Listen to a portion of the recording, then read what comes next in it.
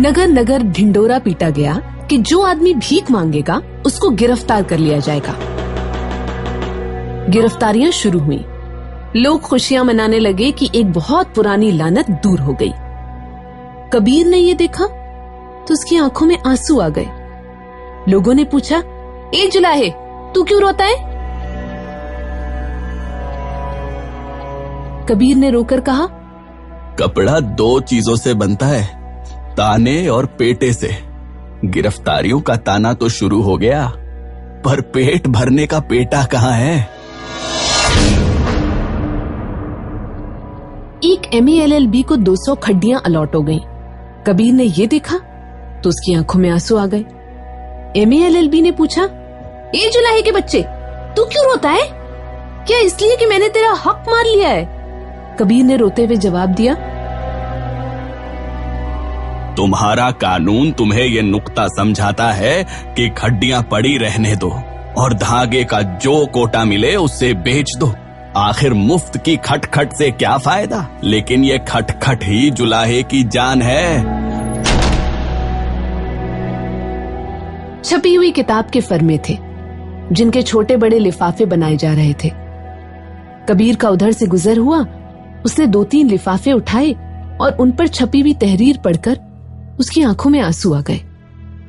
लिफाफे बनाने वाले ने हैरत से पूछा, मियां कबीर, तुम क्यों रोने लगे? कबीर ने जवाब दिया, इन कागजों पर भगत सूरदास की कविता छपी हुई है।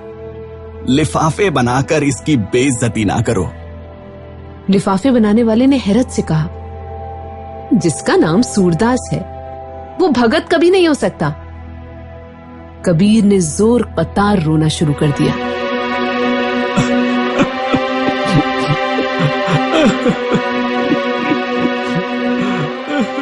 एक ऊंची इमारत पर लक्ष्मी का बहुत खूबसूरत बुत बना हुआ था।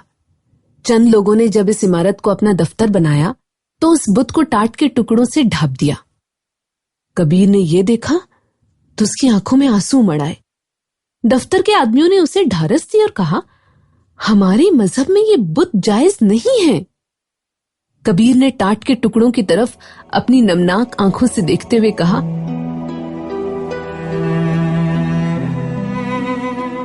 खूबसूरत चीज को बदसूरत बना देना भी किसी मजहब में जायज नहीं। दफ्तर के आदमी हंसने लगे। कबीर धाड़े मार मार कर रोने लगा।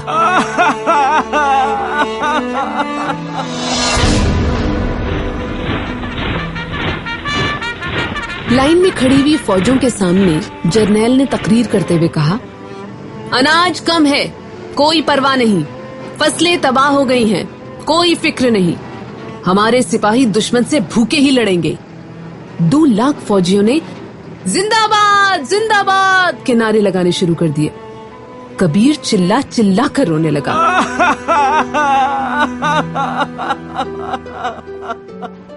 जर्नैल को बहुत गुस्सा आया।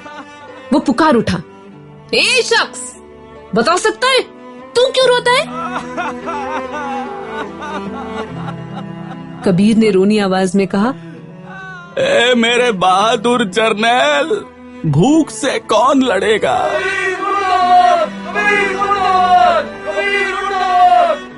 2 लाख फौजियों ने कबीर मुर्दाबाद के नारे लगाने शुरू कर दिए।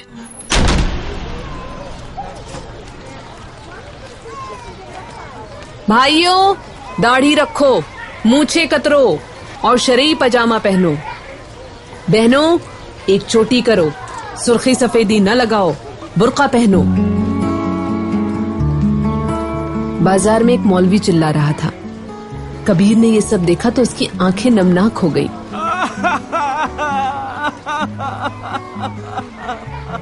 चिल्लाने वाले मौलवी ने और ज्यादा चिल्लाकर पूछा, कबीर, तू क्यों रोने लगा?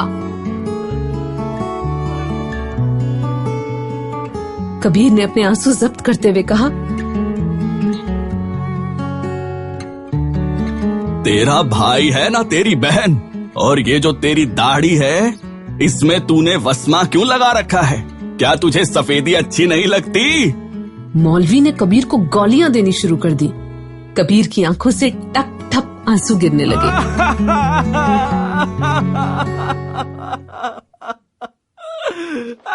मेरे हिसाब से तो ऐसा होना चाहिए। नहीं, मैं कह रहा हूँ ऐसा ही होना चाहिए। एक जगह बहस हो रही थी।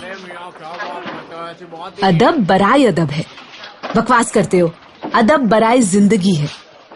वो जमाना लद गया। अदब तो प्रोपेगेंडे का दूसरा नाम है। तुम्हारी ऐसी की तैसी, तुम्हारे स्टैलिन की ऐसी की तैसी।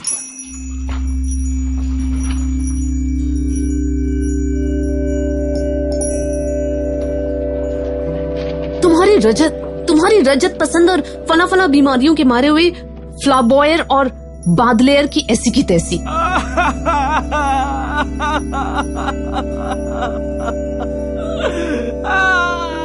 कबीर रोने लगा। बहस करने वाले बहस छोड़कर उसकी तरफ मुतवज्जा हुए। एक ने कबीर से पूछा, तुम्हें क्या हुआ? ऐसी कौन सी चीज है जिससे तुम्हें ठेस पहुंची है? दूसरे ने कहा, तुम्हारे आंसू बिल्कुल बेकार के हैं। कबीर और ज्यादा रोने लगा। बहस करने वालों ने तंग आकर एकदम जबान सवाल किया, मियां ये तो बताओ कि तुम रोते क्यों हो? कबीर ने कहा, मैं इसलिए रोया था कि आपकी समझ में आ जाए अदब बराए अदब है या अदब बराए जिंदगी है। बहस करने वाले हंसने लगे। एक ने कहा, ये मजदूर परस्त मस्खरा है। दूसरे ने कहा, नहीं, ये बुर्जुवाई बहरूपिया है। कबीर की आंखों में फिर आंसू आ गए।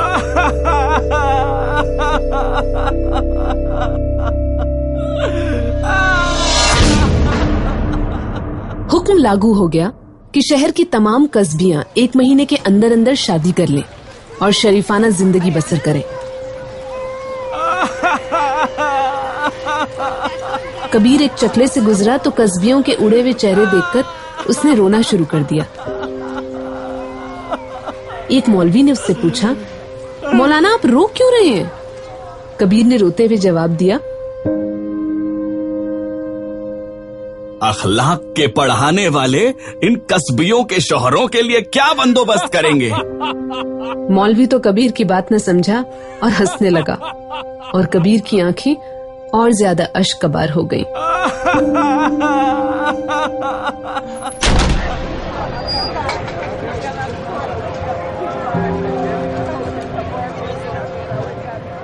दस 12 हजार के मजमे में एक आदमी तकरीर कर रहा था, भाइयों, दोबारा से मिली हुई औरतों का मसला हमारा सबसे बड़ा मसला है। इसका हल हमें सबसे पहले सोचना होगा। अगर हम गाफिल रहे तो ये औरतें वैश्या बन जाएंगी। सुन रहे हो? वैश्या बन जाएंगी। तुम्हारा फर्ज है कि तुम इनको इस खौफनाक मुस्तकबिल से बचाओ और अपने घरों में इनके लिए जगह पैदा करो। अपने भाई या अपने बेटे की शादी करने से पहले तुम्हें इन औरतों को हरगिज फरामोश नहीं करना चाहिए। कबीर फूट फूट के रोने लगा।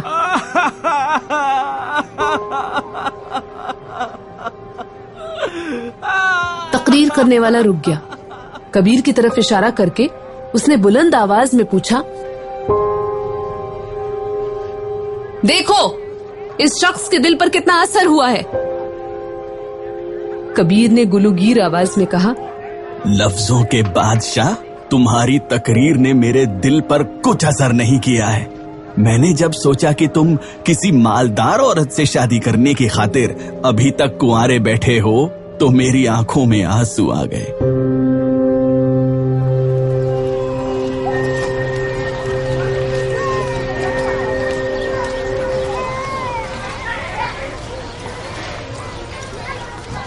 एक दुकान पर यह बोर्ड लगा था, जिन्ना बूट हाउस। कबीर ने उसे देखा तो ज़ारो कतार रोने लगा।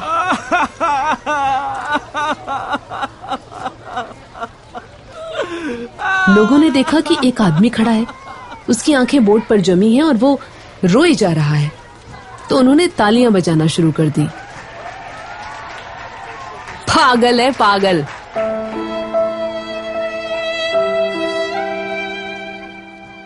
मुल्क का सबसे बड़ा कायद चल बसा तो चारों तरफ मातम की सफ़ें बिछ गईं।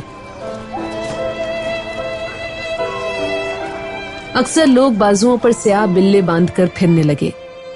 कबीर ने ये देखा तो उसकी आंखों में आंसू आ गए। स्याह बिल्ले वालों ने उससे पूछा, क्या दुख पहुंचा जो तुम रोने लगे? कबीर ने जवाब दिया, ये काले रंग की चिंदियां अगर जमा कर ली जाएं तो सैकड़ों के तन ढके जा सकते हैं।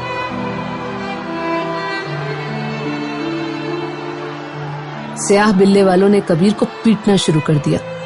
तुम कम्युनिस्ट हो, फिफ्थ कॉलमिस्ट हो, पाकिस्तान के गद्दार हो। लेकिन दोस्तों, मेरे बाजू पर तो किसी रंग का बिल्ला नहीं।